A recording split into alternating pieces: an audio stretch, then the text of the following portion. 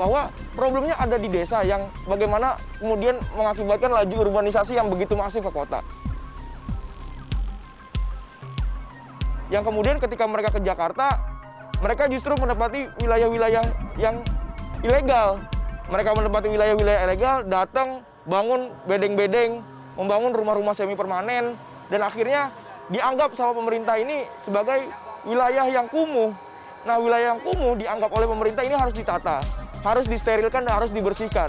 Kemudian atas dasar itu, kemudian pemerintah menggusur wilayah-wilayah yang dianggap ilegal tersebut. Jadi dasarnya adalah urbanisasi yang begitu masif, yang kemudian juga disebabkan oleh ekonomi desa yang tidak dapat mengakomodir kebutuhan warga di sana.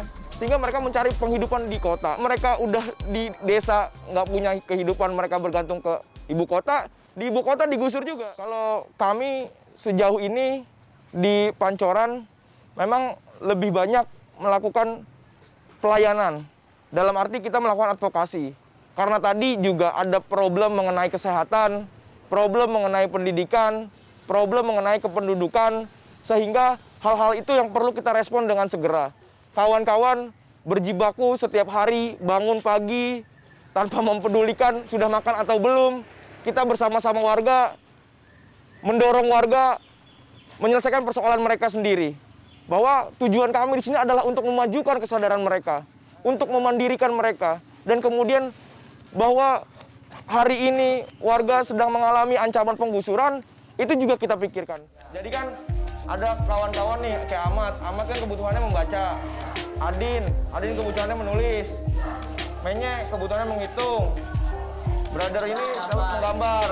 Nah, jadi kalian mengajar sesuai kebutuhan mereka masing-masing. Nanti ditanyakan juga, anak ini kemampuannya sampai mana gitu kan. Nah, jadi diajarin dari segi membacanya. Nah, terus juga kan selain juga kita ada program, inget gak? Program, namanya program Calis Tumbar. Jadi mata pelajaran atau bahan belajar kita tuh sekitar belajar, baca, menulis, menghitung, dan menggambar kan. Nah, jadi kita terapin aja anak ini. Berangkat dari situasi konkret yang ada di tengah-tengah warga Pancoran, akhirnya warga bersama-sama jaringan solidaritas membangun sekolah rakyat Pancoran. Yang juga dibangun secara kolektif, secara swadaya. Tidak mengharapkan donasi dari siapapun, tidak mengharapkan imbalan atau iming-iming apapun, tapi berdasarkan keinginan kita membangun satu masyarakat yang lebih baik di kemudian hari. Adanya generasi-generasi yang lebih berkualitas di kemudian hari. Bahwa hari ini Pancoran mengalami penggusuran, tapi di atas tanah penggusuran itu ada puing-puing harapan. Kita terlebih dahulu observasi, melakukan pendataan. Ternyata ada sekitar 120 anak yang ada di sekolah rakyat Pancoran yang tidak dapat mengakses pendidikan bermutu. Kemudian juga ada anak-anak yang memang benar-benar sama sekali tidak pernah mengenyam mengakses pendidikan. Kemudian persoalan itu juga menjadi problem bagi mereka.